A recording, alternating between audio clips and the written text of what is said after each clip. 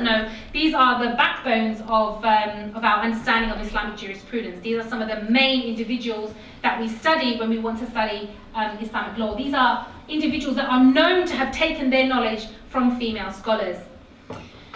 Now, not only have female scholars played an undeniable and prominent and critical role in the early development of Islamic law, but Islamic courts themselves, so not just theory, but the actual practical application, historically they were so renowned for guaranteeing justice for women that during the Ottoman Caliphate, even women of other religious communities, they actually preferred to have their matters dealt with in the Islamic courts. So even though they had access to their own religious courts, they preferred to take their matters to the Qadi, to the Muslim judge, because they felt that the Muslim judge was actually more considerate of women's needs and what she would need. And they would choose, despite not being Muslim, to go to the Muslim courts to have their matters resolved.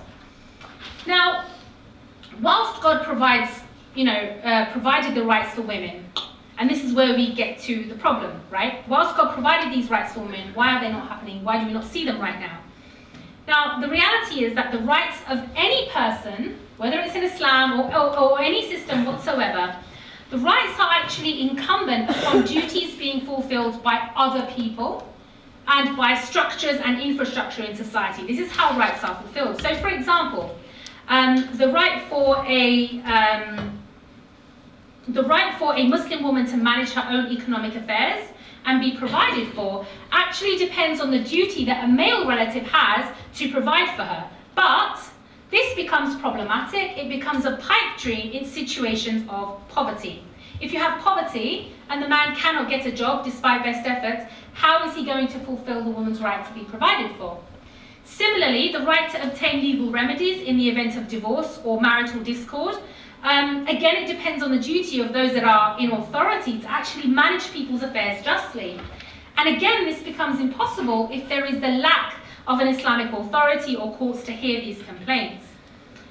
Again, the right to go out and seek knowledge, which we talked about. The right to go out and seek knowledge depends not only on the duty of those that have knowledge to convey what they have learned, but it also becomes hazardous if the streets are actually filled with violence or war, or are just too dangerous to go out into.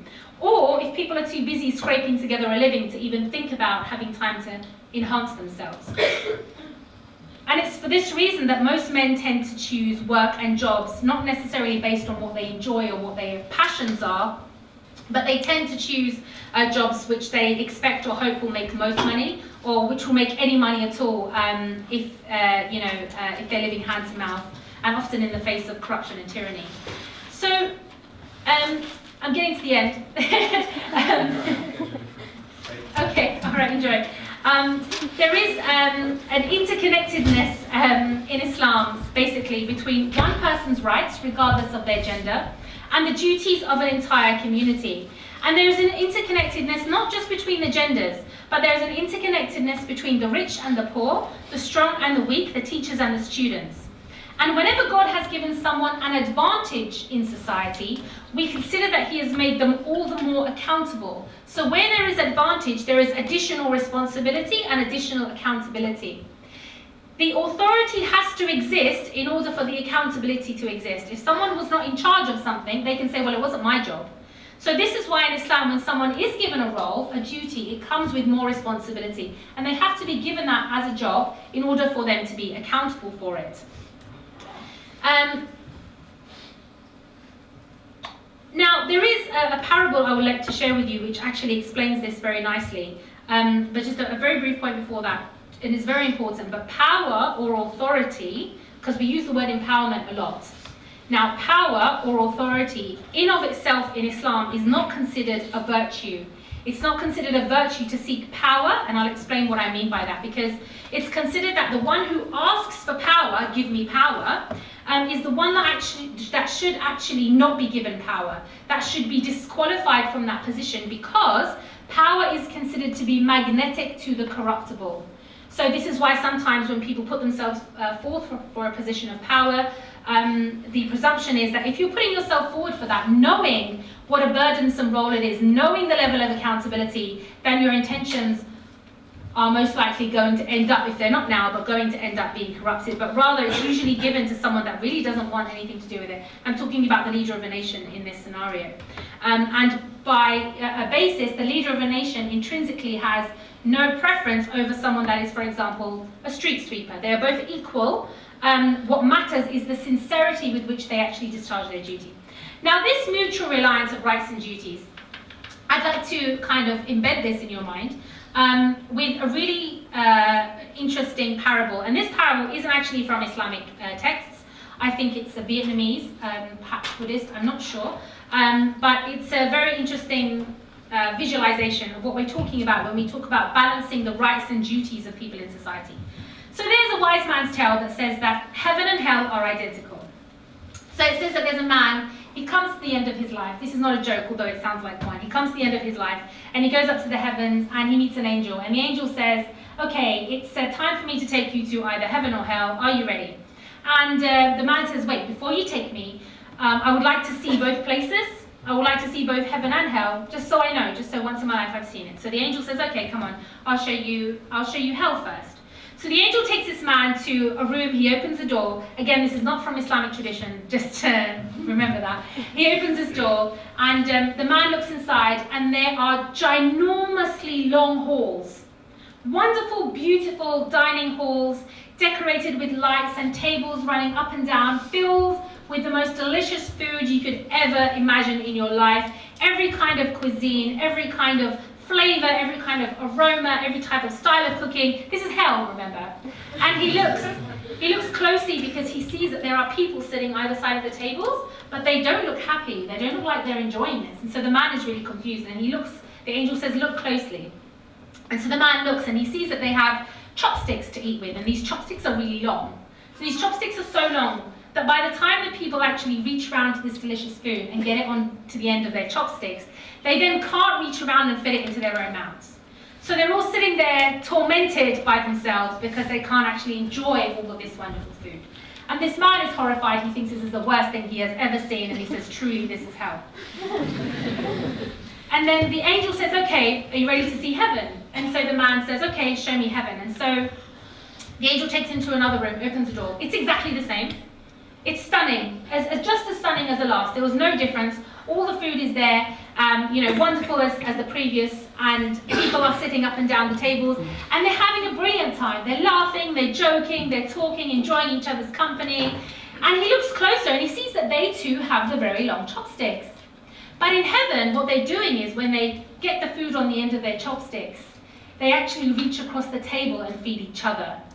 So in hell, everybody is tormented and tortured because they're only thinking about themselves.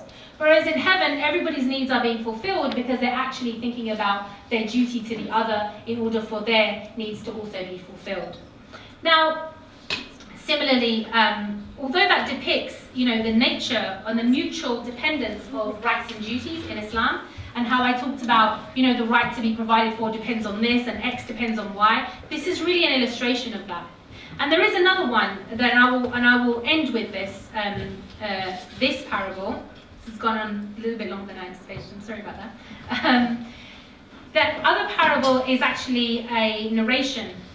It's a hadith, and this is in which the Prophet Muhammad sallallahu alaihi wasallam, peace be upon him, said. He explained this problem, and he said, "The example of the person abiding by God's order and restrictions, in comparison to those who violate them, is like the example of people who drew their lots for their seat in a boat. Some of them got seats in the upper part and others in the lower."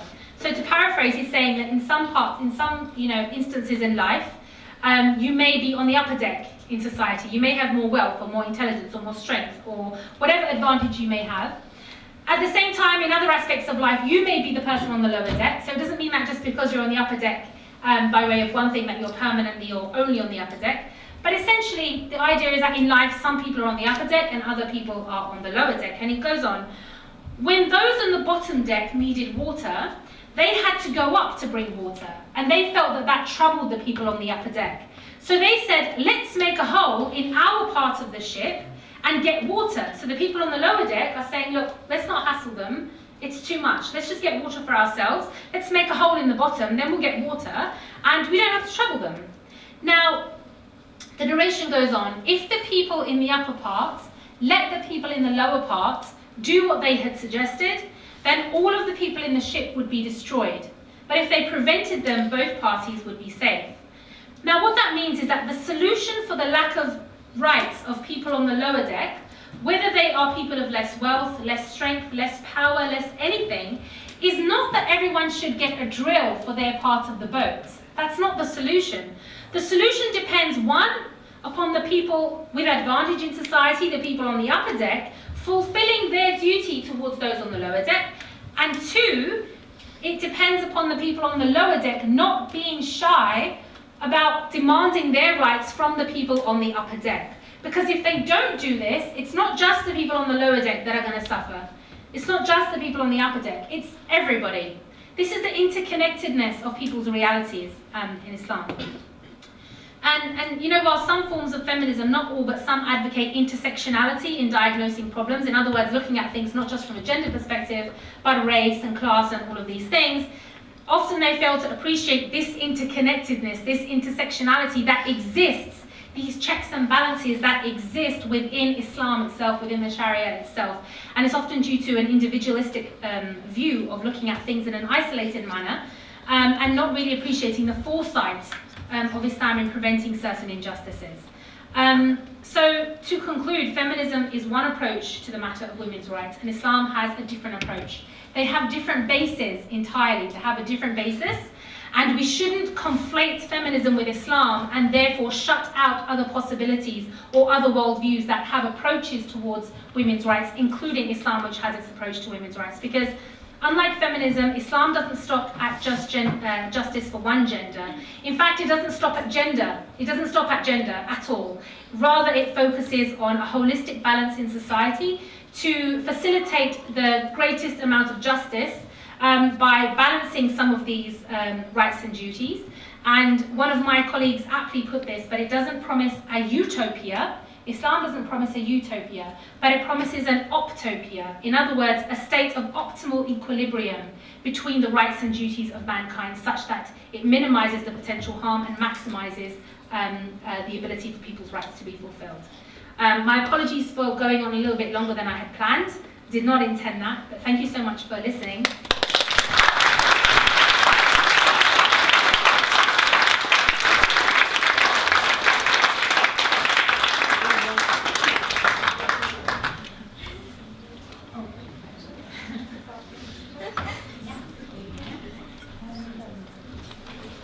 So, thank you very much, Betty, for your talk. I know I myself gained a lot from it. So, we are at 7:30 now, we've just passed, but Zara does have time to answer any questions if we want to do a quick Q&A. Yeah, I love that. Love that. Hey. Hi, I don't know that much about Islam, so forgive me if I'm That's fine, that's why we're here. You were talking about how in Islam they value intellect as an important thing and how women can demonstrate as much intellect as men. I was just wondering, like, what's the reasoning behind there not being that many female imams? Because, or like, if any, I don't know, because obviously it's like a position of respect in the community, and that they like demonstrate intellect. So like, I'm just wondering why. Okay, sure, that's a good question. So the question is, given that Islam doesn't make a differentiation between male and female intellects, why do we not see as many female imams? And there's a couple of presumptions in the question. If you don't mind, I'll unknit those for the rest of the audience. Now, first of all, an imam is someone that leads a prayer. And to put it simply, women can lead the prayer. They lead other women in prayer. So the only reason that we say that women should not lead men in prayer is for modesty reasons, because if women are leading the prayer, I don't know if you ever witnessed women like the Muslim prayer, but there's portions where you have to prostrate and bow down, and effectively that puts your rear end right in the air and at full view of whoever is behind you. So one of the reasons that women are not meant to pray in front of men is for modesty reasons, so that people don't really have like a full view of you from behind. However, women can lead other women in prayer. So for the role of leading prayer, there is no problem in women leading other women, just as there's no problem in men leading other men. The issue with what you said with the imam being a position of respect or intellect, Again, the position of the Imam has changed throughout history. Originally, the Imam not only was the leader of prayer, but also fulfilled like a military duty. So he had like a role as like a significant military function. So the reality is that because Muslim women are not obliged to be involved in the military, although they can if they want to, because it's not an obligation, it's considered unfair to put that burden on women. But the other problem with the question is that we seem to be associating being an Imam with a position of respect, and that respect is somehow something that we can only get from being in a position of prominence or being at the front of something. But again, this comes back to the idea of what I was talking about, which is that putting oneself in the fore of something or putting oneself at the front of something doesn't necessarily mean anything intrinsically. It doesn't make someone a better person or reflect their qualities or skills in any other way. The intellect is, of course, as I said, because a lot of Islam is transmitted by women, we know that intellect is not a reason for that, and this is why women can be judges. Never mind leading the prayer, they can be judges, they can be scholars, they can be lawyers, whatever industry they want to go into. So the Imam doesn't necessarily reflect the idea that there's a difference in intellect, rather it's a function of, a function of prayer, and because women can lead other women in prayer, it's not really like an issue. It is politicized and used differently these days, but it's not really an issue that, for in like the sense of determining whether there's a discrimination of intellect. I hope that helps. Hi. Hi, Zara. Thanks for your thoughts. I just wanted to ask about the difference between modesty in men and modesty in women. You Great mentioned question. before about men being able to prostrate at women, but not the opposite way around. Yeah. Is it incumbent on women to protect themselves rather than men not to take these thoughts, or is there a distinction there? There is actually a role on both men and women. So when we talk about modesty, often the misconception is that it's the entire duty of the woman, and that's not the case. So there is, for example, within modesty, both men and women are commanded to lower their gazes. So both men and women have to lower their gazes. It's not something that only men have to do. It's not something that only women have to do. So there is definitely a two-way thing there. With regards to covering their body, both men and women actually have rules as to how much they have to cover. It may be more overt to see women covering because it's different to what you may be used to. But men, for example, they have to cover at least the navel to the knee, and there are some opinions which say they should also, as a minimum, cover the chest. And so for women, there is a different requirement for how much they should cover because of sexual dimorphism. So women tend to be the more attractive of the species, generally, like what you see with, in all of the, in the animal kingdom as well, the male and the female, they always have different levels, generally, unless you look at finches, sometimes they look exactly the same as humans. But generally, there is considered to be that women are considered to have the power of beauty in attracting them. And so women are not told that if you pray behind a man, you can sneak a peek. That's not what's happening. It's basically saying that men have a duty to be more respectful because of, women's reputation is considered to be very important. So you're not allowed to slander a woman or create rumours about a woman. And so in the same vein, the woman's honour and her modesty is being protected by, making that distinction. I hope that helps. Hi. When it comes to Islam, I'll come back to you after. Yeah, sorry. No, go ahead. I mean, when it comes to Islam, which Islam are you trying to give us as a model? Okay, sure. I mean, which perspective of Islam? So, again, the question is, which Islam am I talking about? And again, this is based on, this question comes up a lot, so it's a fair question.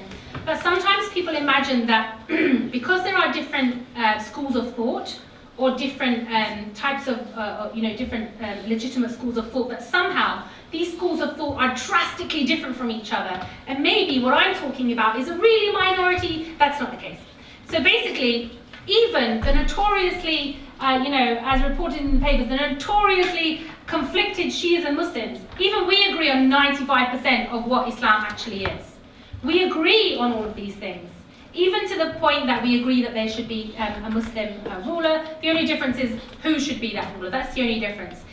The reality is we actually have a lot more in common than we do that divide us. And a lot of the stuff about Shia Muslim, a lot of that is political. When you look at Islam itself, it's actually, there's not much that we disagree on. Maybe where we place our hands when we pray, but the major things, the key things, there isn't, you know, the things that I have talked about today are not really contested.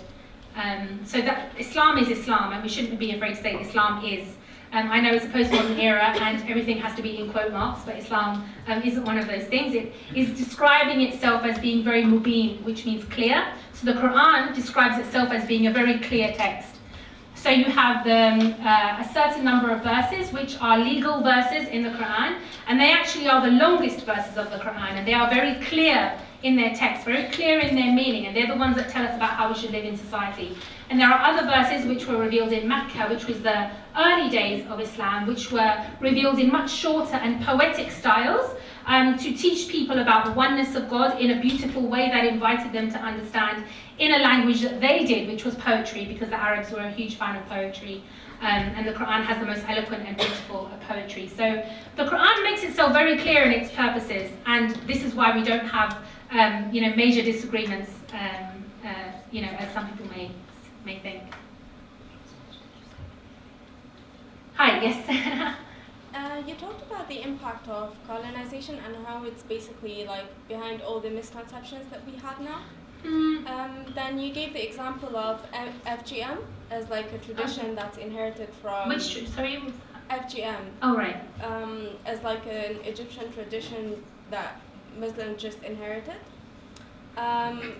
However, I think like there's a hadith where the Prophet himself said that you should do this because it pleases the husband. I don't know. I know what you're talking about. So FGM we can study through history and through different sources. It originated in ancient Egypt and is practiced by the Christians and animists in that area.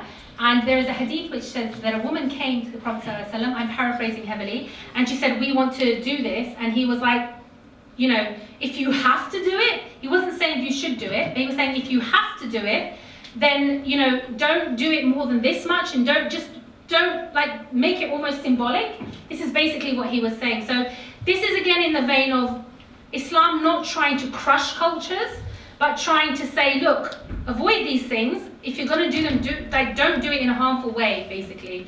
So this wasn't from Islam, but rather this was one of the things that the Prophet ﷺ was asked to comment on, and he gave his advice on it. Yeah, but he said like the advantages and why you should do it. Until now, actually, in Egypt, they still do it in Egypt. Yeah. Muslims do it in Egypt. However, Christians, they don't do it.